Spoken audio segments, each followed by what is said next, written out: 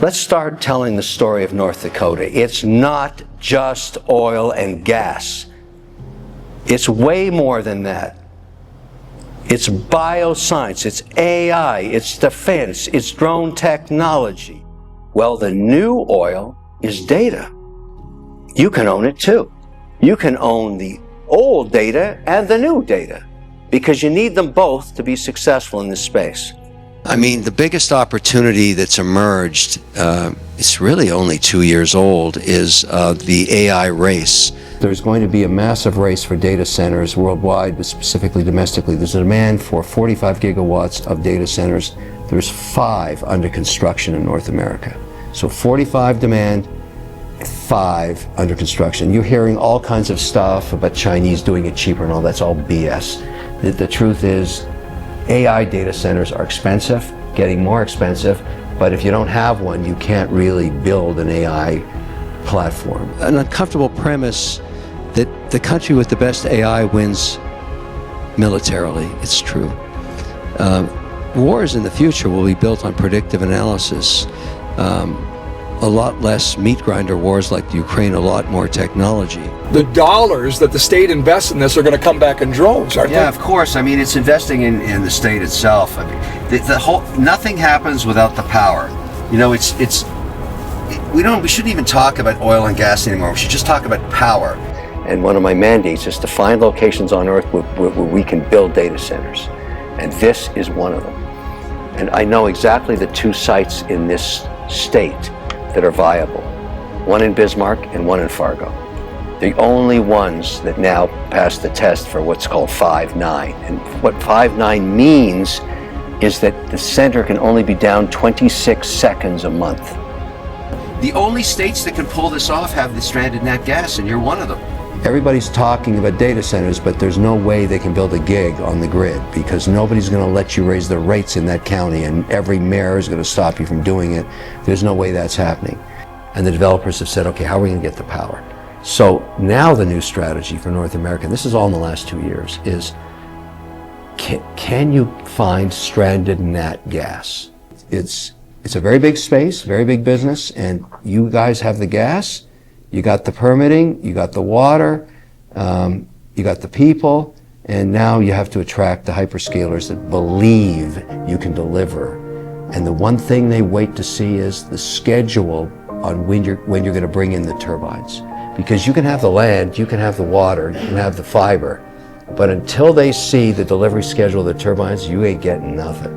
Because they've seen the story, and all these ones that are getting canceled are because the promises made on the power delivery were never brought to bear. Who owns the turbine manufacturing? Well, who would you think? United Arab Emirates.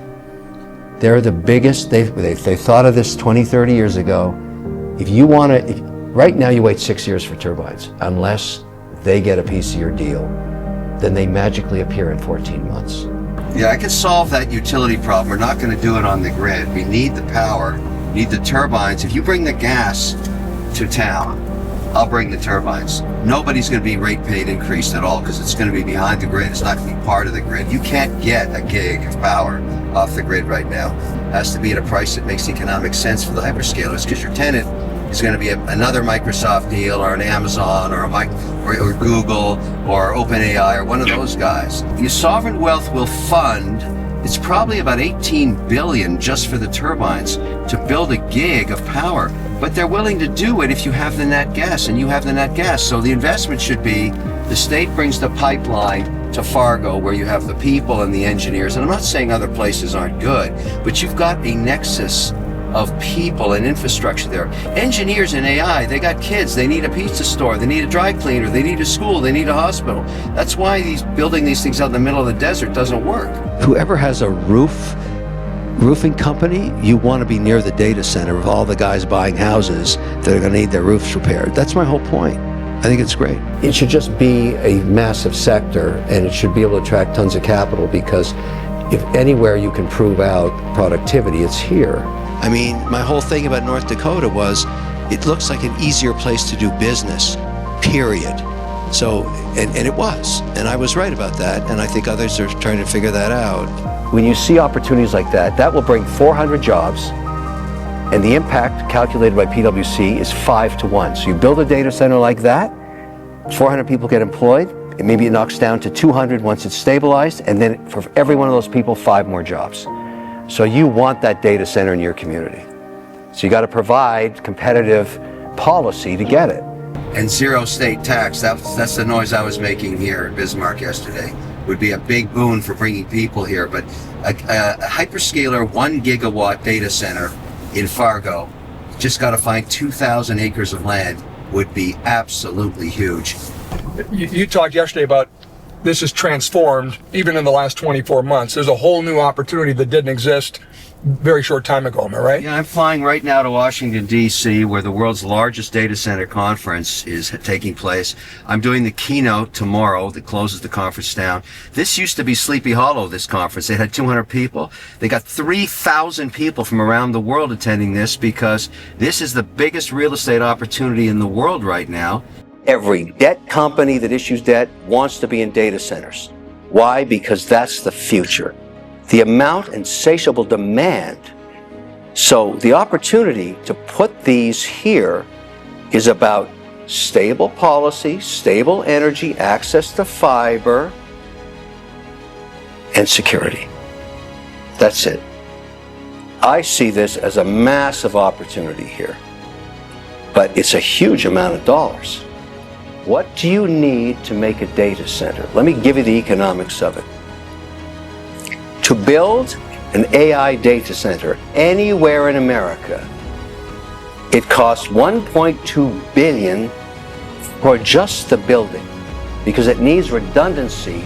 Every corner has to have fiber optics in case one gets cut off. It has to have low-cost, stable power for the next 20 years. It has to be able to permit with the local government to create 400 high-paying jobs, of which each one creates another 5 jobs around it. But that's just the building. That's the hollow shell. $1.2 billion. The stacks inside it for a 100 megawatt facility, that's a world-class center now, $2.7 billion. So you're talking close to $4 billion to build a data center. And every 4 years, that $2.6 billion worth of stacks has to be replaced with the new chipset. These are massive, massive, massive investments. North Dakota should end up in 5 years as one of the leading centers for data centers, one way or another, just because they have the power. You may eventually become a kind of a Norway inside of America. You're really rich in terms of the resources you have. And unless you screw it up, you may become the richest people per capita in America in the next 20 years. If I have to deploy capital, you know where I'm putting it? I'm putting my next $45 million into North Dakota. Why? Stable policy, 4th largest GDP in America, massive tech center. Why? Why North Dakota? We never talk about North Dakota. You want to build up more resources? Let's do it in North Dakota, where we have the 2nd largest Microsoft campus, one of the largest manufacturing facilities for biotech and vaccines, massively educated workforce, great standard of living, access to schools. It's a beautiful place, a huge arts community, so much to do. Bismarck, Fargo. There's only 750,000 people in the state. It's the 4th largest GDP per capita, and it's going to become the 1st in the next 3 years because they have mountains of energy. I love this place. So you can put your headquarters anywhere. So why not stick it in Fargo, where I have fantastic policy, fantastic regulations, pro-business governing, low taxes, and an environment where they want business. And that's when I stumbled into North Dakota. Very pro-business, a remarkable economy, fastest growing GDP per capita, 3rd largest oil and energy producer in America, and a state with its own sovereign bank. A lot of people think, well, you know, I'm going to get educated here, I'm on a hockey scholarship or something, and I'm going to leave. You don't want to leave here. Thank you. How many trips here now? I think this is my 5th. You know, it's been the last couple of years I've started investing here. Remarkable experience. First time somebody said, hey, we should kick some tires in North Dakota, what were your thoughts? Same reaction 99% of America has.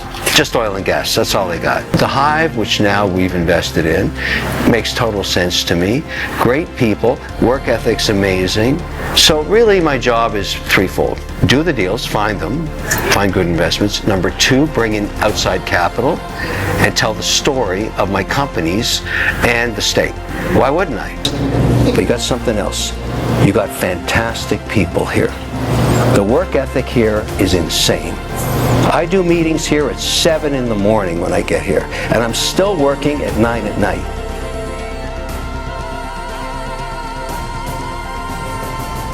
I mean, there's amazing companies here, and so it's a matter of deciding which ones we're going to back and then bringing partners in. That's part one, bring out that capital, and then number two is tell the story.